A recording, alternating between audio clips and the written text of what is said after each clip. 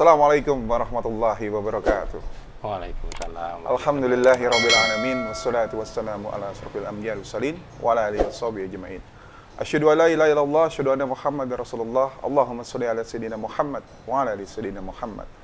Alhamdulillah, di program kami yang sekarang ini tentang kisah inspiratif, kami bisa diperkenankan untuk mewawancarai salah satu jamaah dari Masjid Al-Araf yang alhamdulillah di mana beliau mempunyai usaha yang alhamdulillah cukup berkembang kali ini.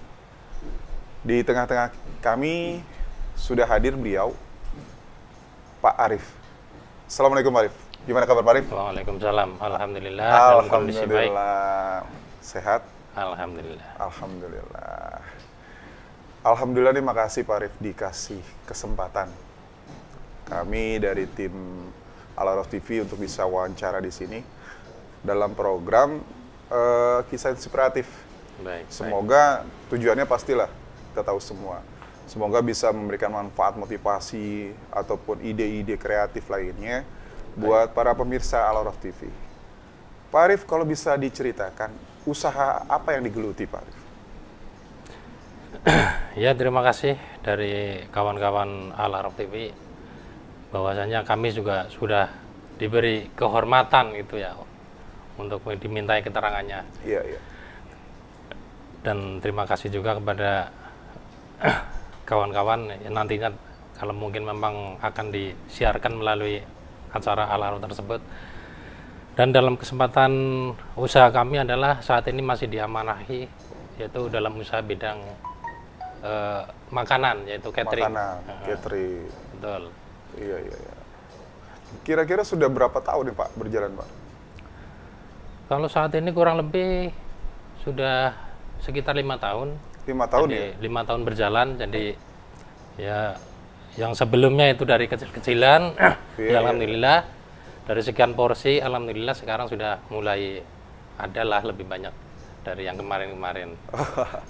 Kalau boleh diceritakan, sebenarnya apakah memang dulu langsung tujuannya ya bikin catering, apa sebelumnya Bapak bekerja di tempat lain atau gimana Pak? Oh iya, enggak. Sebenarnya kita nggak langsung instan catering. Oh gitu.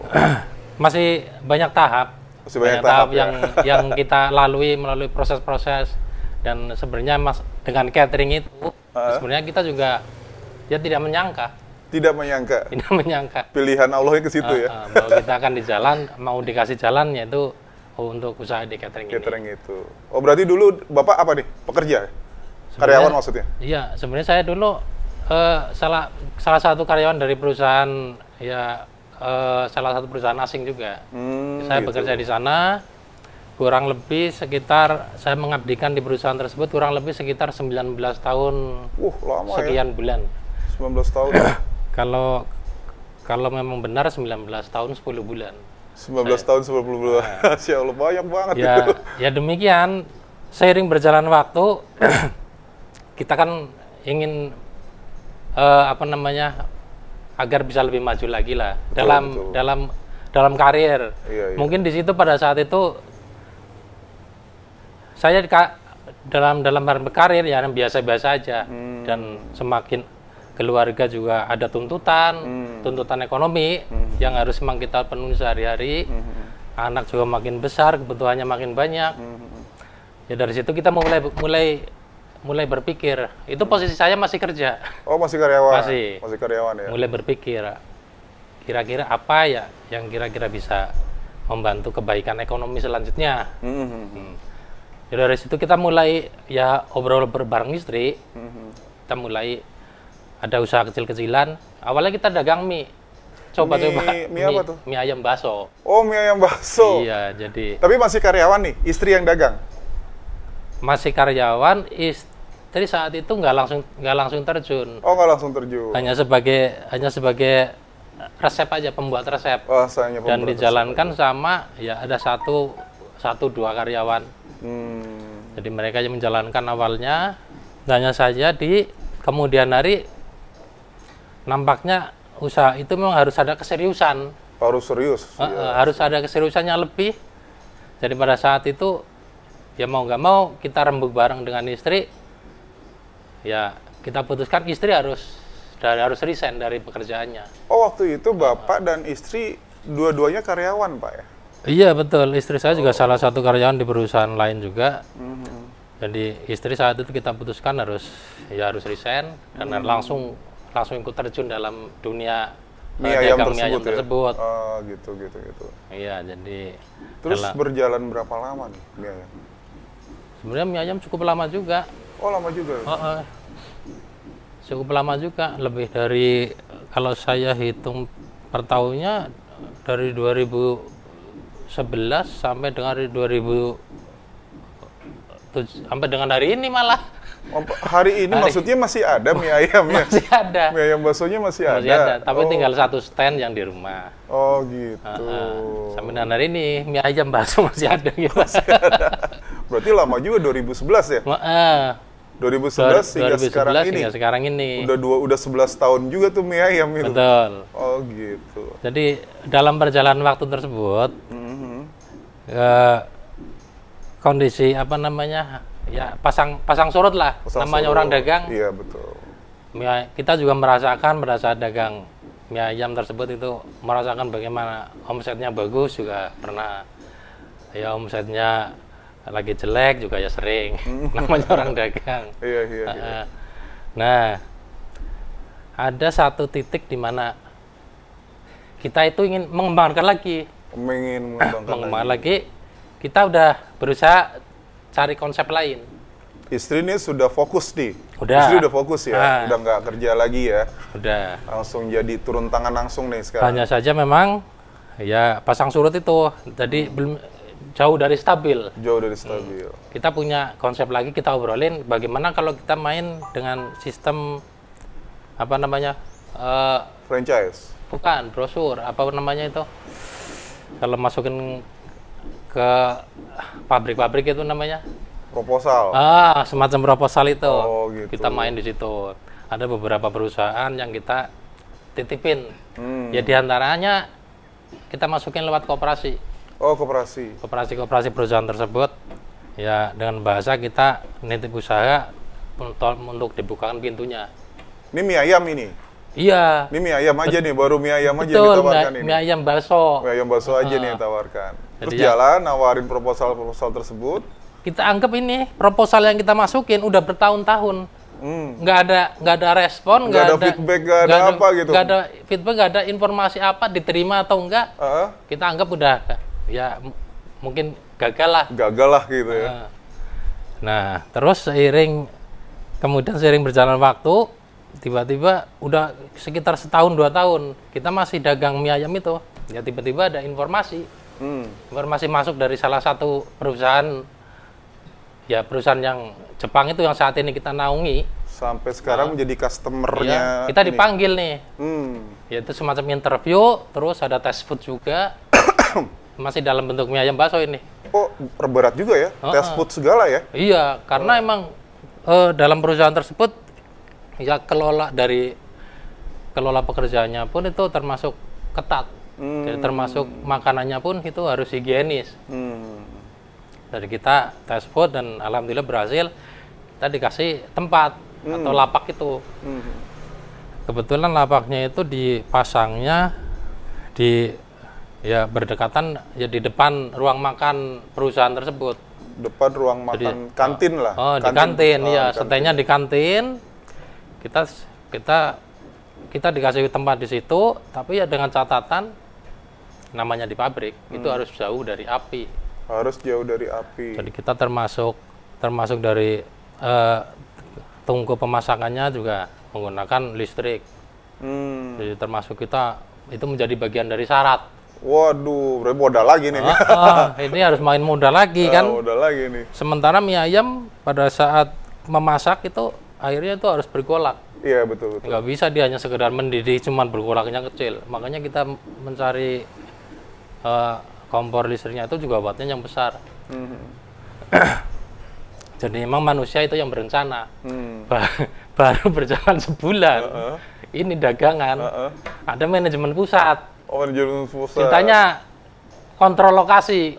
Oh, iya. Inspeksi lah. Inspeksi mendadak kan. Ternyata nggak suka. Oh. Kalau di tempat kerja, khususnya di ruang makan itu ada stand-stand orang dagang. Oh, mereka nggak mau ada campur-campur seperti itu gitu ya? Iya, nggak mau. Pertama alasannya karena menjadi tempat tersebut jadi ya khawatir ya mendekati kumuh bahasanya kan nanti. Biarpun kita juga bermainnya sebersih mungkin. Yang kedua, jam makan itu jam istirahat makan.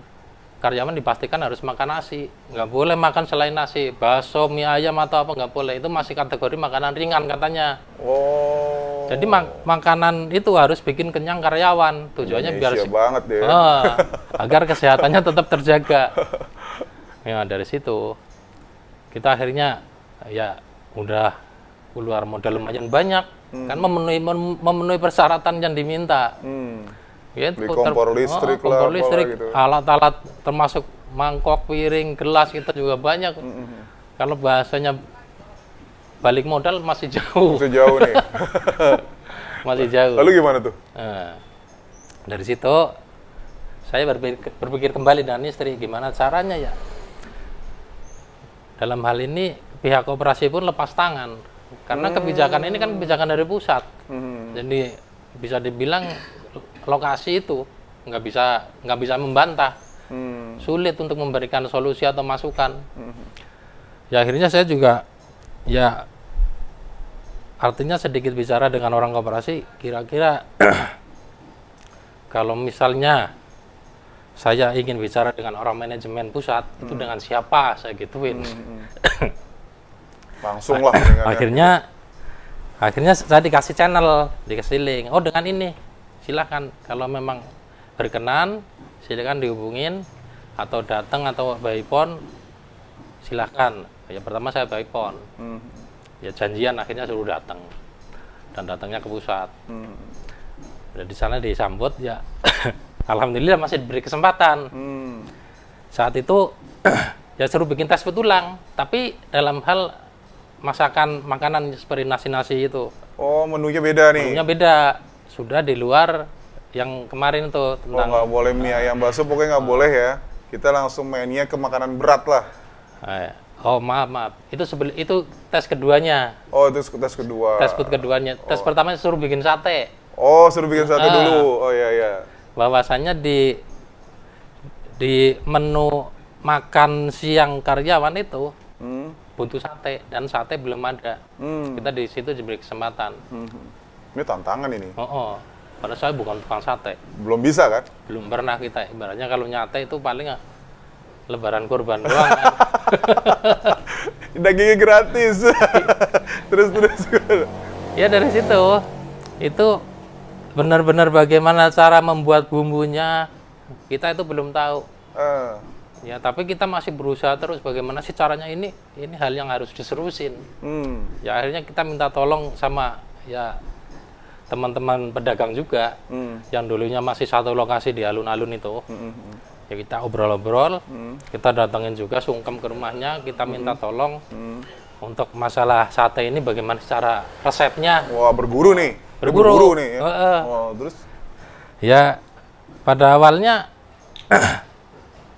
ya ini apa namanya? Pada awalnya itu sebenarnya mereka khususnya para pedagang itu sulit untuk memberikan resep itu karena iyalah rahasia dapur ini. Kan rahasia dapur. Rahasia dapur ini. Tapi dengan itikat kami bahwasanya kita bukan mau bukan berdagang di kaki lima. Kita mau main di pabrik katanya. Sampai dia menegaskan.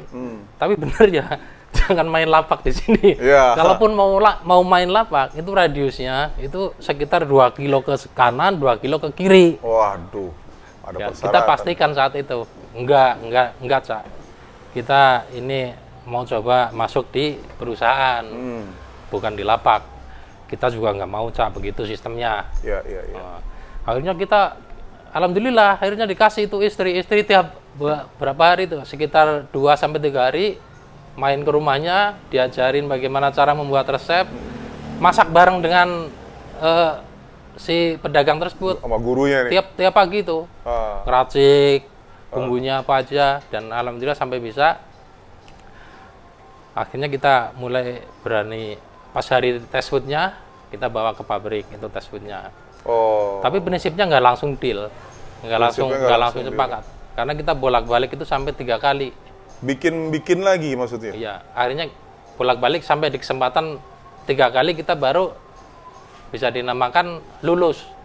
Bahwa pertama bikin dulu, ke sana kirim dulu, Iya, terus ternyata belum ada jawaban, apa disuruh balik, bikin lagi yang baru, bikin lagi yang ini gitu loh. Ya begitu, karena kita namanya bukan pedagang, bukan basicnya bukan pedagang sate asli. Betul. Jadi nggak langsung baik rasa ataupun bagaimana cara bakarannya, itu nggak langsung nyaman orang makan. Ada aja ketemunya yang katanya kekerasan lah, yang bumbunya kagak enak lah. Jadi sampai bolak-balik tes food itu di sate itu sampai 3 kali. Betul. Baru dikasih kesempatan. Alhamdulillah. Puji syukur saat itu kita bisa masuk. Kita dikasih porsi pertama sekitar 50 porsi. 50 porsi. Sebenarnya saat itu memang ditawarin kita mau macam berapa porsi, Ibu, Pak. Ya kita nggak bisa mastiin kan. Kita tes dulu akhirnya. Kita coba 50 porsi dulu. Akhirnya kita dikasih 50 porsi di satu lokasi. Karena kan memang perusahaan tersebut ada 5 lokasi. Di satu lokasi yaitu bertepatan di wilayah Sakung saat itu. Kita dikasih 50 porsi dan konsepnya bakarnya harus di lokasi, bakar di tempat. Jadi emang pas pada saat kalau yang di sana boleh api-apian tuh belah. Boleh. Kalau di sana boleh api-apian. Kalau yang di sana nggak boleh gitu. Karena yang di Cakung itu untuk lokasi dapurnya agak jauh emang dari lokasi produksi. Beda halnya yang di tempat lain. Ya alhamdulillah responnya saat itu bagus. Tiap kali kita bakar, bahkan udah masuk jam istirahat, kadang kita belum selesai bakar, itu karyawan udah ngantri. Dan kalau bisa dibilang kita prepare-nya sate itu dari malam ketemu malam lagi. Padahal baru 50 porsi itu ya. Tapi giliran pelayanan 5 menit 10 menit bisa habis. 5 menit 10 menit. Dengan masa persiapan yang panjang, 5 menit 10 menit udah habis. Betul. Sampai antri-antri kali ya. Betul. Jadi, lalu itu respon baik dong berarti dong. Baik. Maka dari itu ya menjadi tambahan porsi selanjutnya. Alhamdulillah. Karena kan di situ juga ditambah porsi, terus dari lokasi lain juga ada kunjungan ke lokasi ini. Ceritanya pada pengen. Ada di sate sana kan ini. ada sate, kok di Cikarang nggak ada sate? Kok di Tambun nggak ada sate? Ini satu perusahaan doang ini? Satu perusahaan. Cuman plannya beda-beda, pabriknya beda-beda ya? Beda-beda. Plan dan karena prosesnya emang beda. Akhirnya jadi itu. Karena udah ada banyak yang karyawan pengen dan komplain ke manajemen, akhirnya alhamdulillah kita dikasih tambahan porsi di lokasi lain. Jadi misalnya kayak di Tambun, kita langsung dikasih misalnya 300 porsi. Di Cikarang langsung 300 porsi. Masya Allah. Jadi saat itu sehari ngelayanin berapa porsi? Sekitar 800. Masya pada saat itu. Karena di Pulau Gadung pun itu di pusat minta. Jadi dari situ kita sebenarnya agak keteteran karena kita kan baru merintis. Iya. Keteterannya di apa? Di Armada saat itu kita. Woi, iya harus sudah butuh armada lah berapa tempat gitu kan? Iya betul. Yang di Cakung saja itu saat itu kita armadanya menggunakan sepeda motor. Karena emang benar-benar saya dengan istri itu tiap hari itu boncengan naik motor itu untuk pelayanan di pabrik. Tunggu Apalagi dulu deh, Pak Arif udah keluar jadinya. Oh iya, ini udah keluar nih. Keluar nih. Oh, udah keluar kerja tuh Udah akhirnya. keluar kerja. Mutusin akhirnya udah lah gitu. Ya, yang saat itu ada masukin ke proposal itu saya belum keluar. Tapi pas ada panggilan, ini kita udah keluar. Ya udah, tentu jelasin nanti pas di ini lagi nih. Ya, terus yang tadi gimana tuh akhirnya? Akhirnya pakai motor bolak-balik. Terus butuh kendaraan operasional nih mau nggak mau kan? Iya, betul. Dengan modal yang pas-pasan, pokoknya cekak habis deh itu modal. Itu buat ongkos produksi aja mungkin kita masih tambal sulam ya. Masih ngobrol kanan, ngobrol kiri. Sampai kita buka alas, buka hutan itu di pasar itu. Saat itu masih sulit kita untuk mencari teman buat partner. Partner penyedia bahan-bahan nih ya. Partner bagaimana bisa ngikutin aturan main perusahaan, bukan aturan kita sebenarnya, tapi aturan perusahaan. Bagaimana kapan bayarnya dari perusahaan, kita baru bisa bayar. Iya. Mas Arif belum bisa bayar cash ke mereka nih Bang ya. Karena tiap hari soalnya pemutarannya juga besar ya. Nggak sedikit modalnya. Betul. Jadi saat itu kita ketok pintu di pasar itu sangat sulit untuk cari teman, cari partner itu yang bisa diajak kerjasama. Ya terus kemudian ya mungkin karena seiring dengan tiap harinya bagaimana kita berdoa ya, ya akhirnya ya tetap aja dapat. Alhamdulillah dikasih. Alhamdulillah. Nah terus karena porsi juga udah mulai banyak, dikasih banyak, saya spekulasi saat itu modal cekak tapi tuntutan armada harus ada. Akhirnya ya itu kita menghubungi salah satu showroom. Ini bisa nggak mengadakan armada dengan khususnya merek yang satu pabrik yang kita bisa masukin karena merek lain mobilnya nggak bisa masuk. Oh ini pabrik mobil ya? Oh gitu. Terus diajukan ke showroom mobil tersebut lah gitu kan? Artinya kita nggak pilih-pilih lagi itu mobil, mau bagus, mau jelek kondisi mobilnya, yang penting bisa jalan. Yang penting bisa jalan, ya syukur-syukur nggak ada masalah. Iya. Jadi seperti itu, dikasihnya mobil apa, ya udah akhirnya kita terima. Hanya cek fisik aja sebentar, ya udah oke siap. Besoknya langsung dipakai. Ya itu kita bagaimana cara mengakalinya dengan sekian beberapa lokasi, bagaimana caranya jangkauan ini harus sampai tiap harinya. Yang tadinya kita nggak kepikiran bakalan ada mobil secepat itu. Ya mau nggak mau, emang itu tuntutan saat itu. Kita jadi punya. Saya lihat sudah dua Pak ya, satu box, satu lagi mobil itu. Yang awal mobil yang itu gitu kan, sekarang udah ada yang box ya. Iya betul. Alhamdulillah nambah lagi. Tapi menu udah nambah lagi, bukan hanya sekarang sate aja ya berarti ya? Apa sate berubah? Ini berganti menu pada saat kondisi COVID. Oh COVID. 2019. Di tempat yang sama ya, di tempat customer yang sama ya?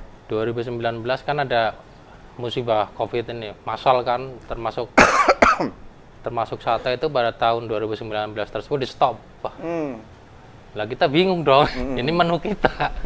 Kita kok jadi korban juga, karena menu sate itu secara sistem itu kan bersentuhan cara kerjanya. Karena tusukannya kan kepegang sama yang bikin, yang bakar.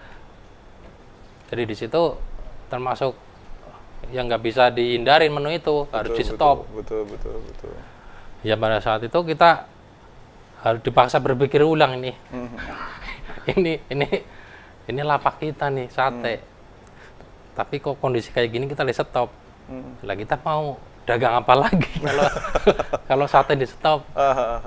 Ya. Lalu ada masukan dari sana gimana Ya caranya? kembali kita harus apa namanya?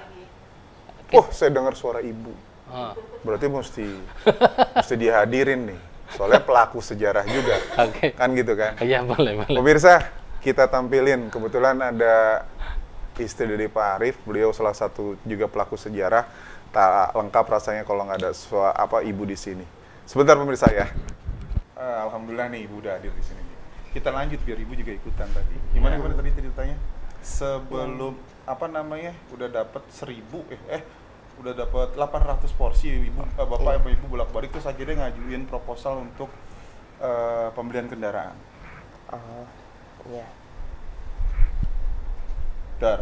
Iya. Iya, pembelian kendaraan. Jadi di posisi tadi ya, itu dengan bagaimana kita caranya mengcover untuk armadanya, ya kita emang ini menjadi tuntutan ya mau nggak mau posisi kendaraan ini harus diadakan. Yaitu akhirnya kita mencoba menghubungin sebuah showroom untuk bisa mencarikan kendaraan tersebut dengan ya DP uang muka atau seadanya. DP itu sekecil mungkin lah. Semaksimal bisanya kami lah. Dalam posisi keuangan kita kan saat itu memang ya bisa dibilang emang nggak ada. Oh nggak ada. Kalau sekarang alhamdulillah. Poso sama aja. Ya akhirnya bisa terpenuhi kendaraan tersebut. Akhirnya ya kita bongkar joknya itu. Kita bongkar jok. Ya, padahal itu mobil minibus. Bukan. Sebenarnya nggak boleh. Sebenarnya nggak boleh tuh. Kalau mungkin ketemu di jalan raya itu dengan dinas perhubungan itu kena pasal itu. Nah akhirnya kita bongkar jok itu buat antar jemput itu karyawan dan sekaligus barang menu-menu tersebut. Mobil perang lah gitu deh. Mobil perangnya sekarang ya. Iya. Alhamdulillah ditambah lagi sekarang sudah ada box juga ya Pak. Iya. Alhamdulillah ya. Ya. Seiring dengan berjalannya waktu, tak terasa kita sudah berjalan sekitar 5 tahun. Jadi ya alhamdulillah. Karyawan berapa karyawan? Sekarang Karyawan 1. total sama kita ya sekitar 25. Oh, 25. 25. Sama kita sama karyawan kita, itu ada yang di pabrik, ada yang di dapur, Office. ada yang di office juga. Walaupun catering ini kita punya office juga loh Pak. Wah di mana? Masih dalam satu tempat. Oh. Pokoknya bagian keuangan sudah ada. Sudah ada. Gitu kan. Dari administrasi yang mengurus dengan keuangan, tagihan segala macam ya. Pajak adalah segala. Pajak termasuk. Pajak juga ya. Alhamdulillah. Untuk itu tuh alhamdulillah kan ada ibu di sini. Saya yakin lah pasti ada suatu perjalanan yang sangat rumit, yang sangat menyedihkan, yang sangat membutuhkan perjuangan yang begitu bisa dibilang sangat berat sekali. Ekstrim sekali gitu. Adakah Pak masa itu Pak? Pasti ada ya. Ada. Bisa diceritakan gimana? Iya, banyak. Gimana Ibu? Coba Ibu. Iya. Itu gimana? Ya masa-masa itu yang inget ya, yang sate. Yang pas orang tuh udah naruh kacang ya, bumbu kacang. Bumbu kacang itu udah ditaruh saat itu 3 kilo kalau nggak salah. Karena tahu kita belum bayar, dibawa pulang lagi. Dibawa pulang lagi, nggak mau dia gitu. Karena mereka belum yakin dengan eksistensi usaha kami. Jadi khawatir nggak lancar. Jadi kepercayaan Khawatir sangat nggak dibayar. Saat itu kita belum dipercaya. Bawa Jadi orang nggak berani naruh barang. Terus mengatasi hal itu gimana? Iya masih ketok pintu lagi kita. ya ketok pintu ke yang Ya lain. pedagang kan bukan cuma satu. Ketok pintu ke yang lain, alhamdulillah saya bisa dapat. Ada yang paham, Ada yang ngerti. ngerti. Oh kondisi pabrik emang begitu. Dan malah sampai dia sekarang malah nanya, kok nggak ngambil lagi gitu. Sampai sekarang saya ngambil sama orang itu, ya, tapi ya khusus paling kalau lagi menu gado-gado gitu. Karena menunya udah bukan sate. Iya. Jadi kita udah ngambil lagi. Dulu kan sehari berapa kilo ya kita ya? Sehari itu bumbu kacangnya masaknya 15 kilo kalau nggak salah. Waktu itu kan sebelum Bapak terbesar, pasti secara naluri dulu sebenarnya kan Bapak kalau di kantor waktu jadi karyawan sebenarnya nggak ada masalah kan Pak? Nggak ada Gaji sih ya. cukup lah kan waktu itu kan gitu kan. Ya kalau memang mau usaha akhirnya waktu itu kan ibu memutuskan untuk coba pegang full di mie ayam. Sebenarnya apa sih cikal bakal yang membuat Bapak kok sampai mohon maaf kok bisa memberanikan, padahal kalau bisa boleh, tapi kan saya tidak bisa menjelaskan. Bapak bekerja pada suatu perusahaan yang menurut saya secara kesejahteraan mencukupi, ya kan? Ya, secara kesejahteraan mencukupi. Bisa dibilang kalau pabrik, karena apalah seorang yang bekerja di pabrik kan menurut saya kan memang sudah terbiasa rutinitas dan yang didapat itu ya mereka akan terima aja, apalagi kesejahteraannya yang cukup bagi mereka udah cukup aja gitu. Coba kok Pak Arief memutuskan gitu loh untuk berani keluar dari zona nyaman tersebut untuk menjadi seorang pengusaha. Padahal kan begitu susahnya, kan sudah cerita dari begitu susahnya. Susah banget. Kisah sedihnya gimana sih sebenarnya? Ini sebenarnya emang bukan sedih lagi, cuman kita posisi tiarap full. Itu tuh yang mesti kita kasih tahu ke pemirsa sehingga menjadi motivasi. Sekarang gini loh Mas, ada beberapa pengalaman tuh kan masalah COVID ini kan benar-benar sangat mengganggu ya, banyak yang tiarap bisa dibilang gitu kan. Cuman akhirnya contohnya kita kemarin sudah wawancara beberapa, dia dengan memasrahkan dirinya pada Gusti Allah, mengabdikan dirinya kepada Allah di masjid, menjadikan suatu cikal bakal pegangan dia. Nah untuk Mas Arief dengan istri nih, keluar dari zona nyaman, akhirnya memutuskan usaha. Logikanya saya sudah nyaman tadinya gitu kan. Iya betul. Tapi keluar saya mau. Ayo ayah dulu, nanti bunda. Gimana? Ya. Jadi memang betul. Kondisi saya saat itu dalam perusahaan ketika saya masih menjadi karyawan memang terbilang nyaman karena saya bagian dari mekanik, dari bagian maintenance. Jadi apa pekerjaan itu yang ada di situ ya bisa dibilang itu kita yang bisa bukan bergantung dengan produksi ya, tapi kita punya konsep sendiri mana sih yang harus dipekerjakan, ya kita bisa mengatur sendiri. Jadi bukan beda dengan halnya produksi, misalnya dalam satu hari itu misalnya main mur atau baut, ya seharian itu kerja di situ. Main asah pisau, ya asah pisau di situ. Ya alhamdulillah posisi saya itu saat itu sebenarnya nyaman.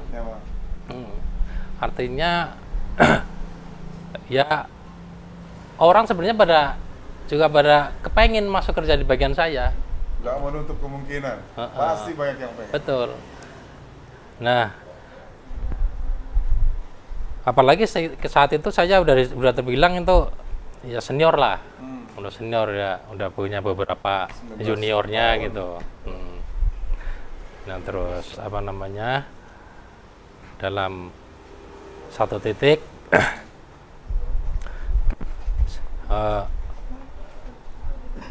saya itu dalam satu titik saya mengenal ini apa namanya sebuah organisasi, organisasi tentang perburuhan. Di organisasi tersebut saya namanya mulai terangkat. Kalau kata zaman sekarang mungkin mulai viral dalam perusahaan itu. Wah, Arief ini ya mungkin kalau kata orang sih ada nekat-nekatnya. Jadi ya prinsip saya sih gini, apa yang menurut saya benar akan saya sampaikan. Tapi kalau memang itu sebuah kedustaan atau kebohongan ya saya nggak berani memperjuangkan. Ya, di situ mulai terangkat nama saya dan menjadi salah satu kandidat dari sebuah ya jago lah. Ini kebetulan kan siklus pergantian kepengurusan kan mulai habis tuh pada saat itu. Diangkat muncullah nama saya. Walhasil terpilih. Alhasil nggak terpilih. Oh, nggak terpilih. Nggak terpilih. Hanya saja dari visi dan misi tentang perburuhan yang ada, khususnya di tempat kita bekerja itu nggak pernah aspirasinya nggak pernah nyampe, dan boro-boro nyampe nggak pernah diperjuangkan. Prinsipnya kan kita sebenarnya ketika punya sebuah aspirasi itu pengennya disampaikan ke manajemen. Kondisi tergerak di situ. Akhirnya kita terpecah itu. Organisasi dalam perusahaan tersebut terpecah, dan akhirnya kita mendirikan bendera sendiri. Kita nyari teman-teman dari sekitar Jabodetabek untuk mendirikan satu federasi, dan akhirnya terbentuk satu federasi, yaitu federasi baru. Dari perusahaan tersebut muncul kan ada dua pergerakan nih, dua kepala, ya termasuk saya ini yang pada saat itu mengetuai. Jadi federasi lama ini udah dibilang itu kawan dari manajemen, akrab lah ceritanya nih. Jadi dalam aspirasi tersebut kadang-kadang sulit, menyampaikannya sulit. Lalu hasilnya gimana? Ya dari situ Akhirnya gimana? ya aspirasi yang kita sebenarnya bisa dibilangnya berdarah-darah juga kan. Karena emang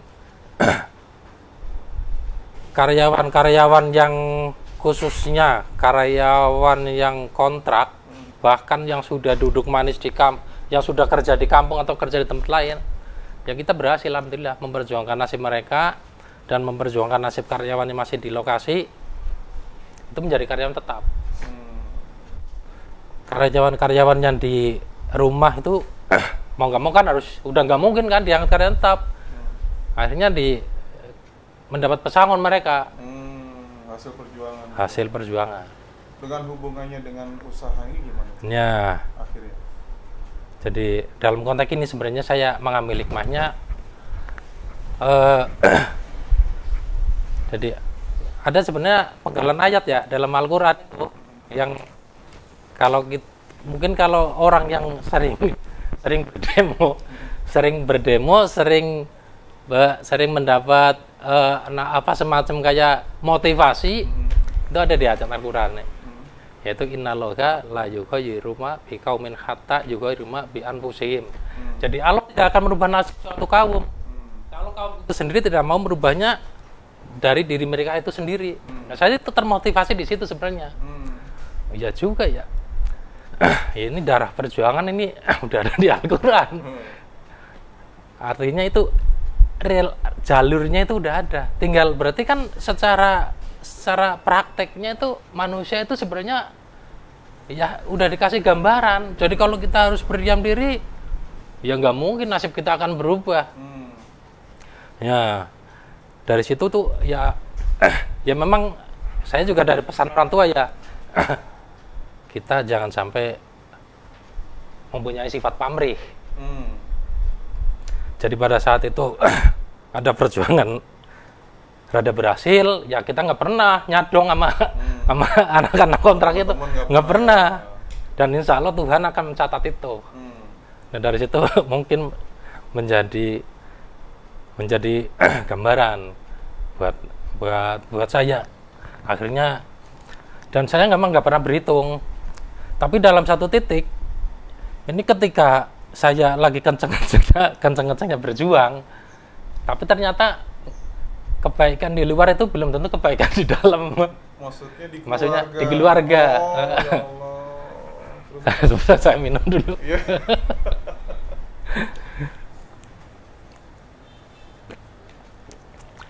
Jadi begitu, kebaikan di luar itu ternyata belum tentu dirasakan baik juga di keluarga. Karena saya kenapa? Saya nggak pernah pulang cepat. Mungkin istri bisa menjelaskan, bisa menginfokan juga. Saya paling cepat saat itu jam 10 malam baru nyampe rumah. Yaitu ngurusin anak-anak itu.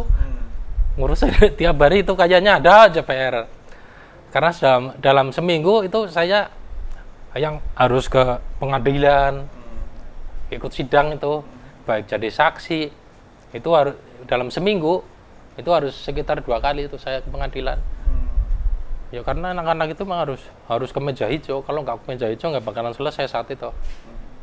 Nah, terus ternyata itu kebaikan tersebut itu ternyata di rumah itu saya nggak baik sama istri juga, ya sering beda paham, sering beda paham, sering jadi bikin akhirnya agak sedikit ribut. Ya, nah itu saya kan baik sebenarnya ya. Hanya saja memang kadang-kadang ketika ekonomi nggak tercukupi. Karena ketika saya rame di perjuangan di pekerjaan itu, saya dengan manajemen itu udah selek, udah nggak bagus hubungannya. Jadi saya saat itu hanya gaji pokok aja. Biarpun saya di maintenance, posisi basah mungkin bisa dibilang. Saya lemburan udah nggak boleh. Ya namanya Arif, udah nggak boleh lembur. Bisa dibilang nih oposisi katanya. Waduh, ini dalam soal ada oposisi nih bahasanya. Di sana perjuangan, di rumah pulang perjuangan. Iya, iya. Akhirnya haruslah memilih. Kan begitu? Ya, akhirnya. Akhirnya. Jadi ketika di rumah udah mulai nggak baik, apa namanya, keharmonisan udah mulai rusak, mulai ekonomi juga udah mulai hancur. Karena kebutuhan tersebut yang ternyata kita harus pinjam kanan dan kiri. Posisi saya udah nggak lembur, jadi kondisi nggak bisa. Kondisi gaji atau upah itu ya udah pas-pasan sekali. Sementara usaha dagang di luar juga ya saat itu mulai nggak baik. Nggak baik juga, dibilangnya nggak baik juga. Nah, jadi udah nggak stabil. Jadi akhirnya putusin untuk mengundurkan diri. Resign. Dalam satu titik itu, ini udah nggak bisa nih. Saya bertahan di sini. Saya harus milih mana yang saya inikan. Sebentar. Saya coba saat itu sholat istikharah. Saya harus pilih karena berat saat itu. Sampai saya juga udah kelihatan sama HRD saat itu, ibaratnya wah Arif ini dalam masalah nih. Arif masalah ini udah disorot saja. Akhirnya saya suruh main ke HRD, suruh ngobrol ceritanya. Tapi dalam hati saya, ini kan HRD kadang-kadang ya ular juga nih, bahaya nih kalau saya buka-bukaan di sini. Saya nggak mau. Kalaupun main ke tempat HRD, ke rumah ini, bukan di lokasi pabrik lagi, ke rumah. Ini harus, ya saya main sebagai tamu biasa lah, bukan sebagai tentang organisasi tadi.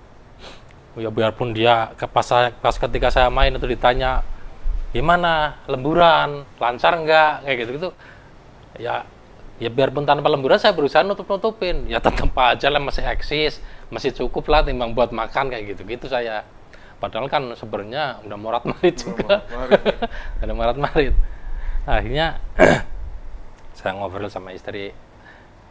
Ini kayaknya dengan kebutuhan utang piutang tersebut, kita sempat main riba kan, main rentenir itu.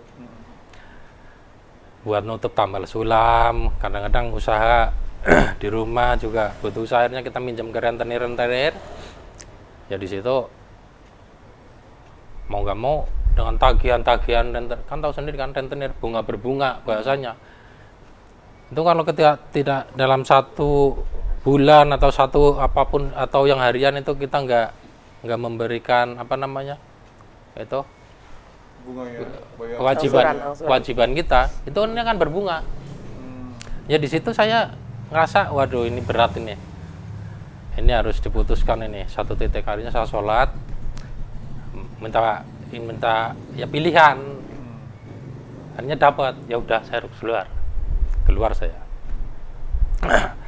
saya sebelum saya mutusin keluar, saya datang ke HRD tersebut, ngobrol saya dan saya ditawarin loh saat itu, udah mau minta berapa, kalau kamu mau keluar silakan, mau minta berapa. Jadi saat itu nilai tawar saya lagi tinggi. Oh, iya. Yang penting lo keluar dari sini. Yang penting kamu keluar dari sini. Tapi saya alhamdulillah masih konsisten dengan ya mana yang hak ya mana yang batil. Saya nggak nawar, udah saya normal aja. Saya mau hitungannya seperti aturan mainnya aja. Saya nggak mau berlebih-lebihan, karena kan saya nggak mau kan nanti imbasnya. Ketika saya keluar, nama saya mungkin akan diolok-olok. Ternyata perjuangan misalnya kenceng, ujung-ujungnya duit juga. Ya kayak gitu saya nggak mau. Hanya saya normal dan alhamdulillah ya Diganti sama Allah ya. ya alhamdulillah juga nama saya sampai hari ini masih harum, ibaratnya masih Sempat dipanggil ya ke sana ya. Untuk dari presentasi ya. Jadi akhirnya resign dapat modal lah. Dapat. Pulang nggak?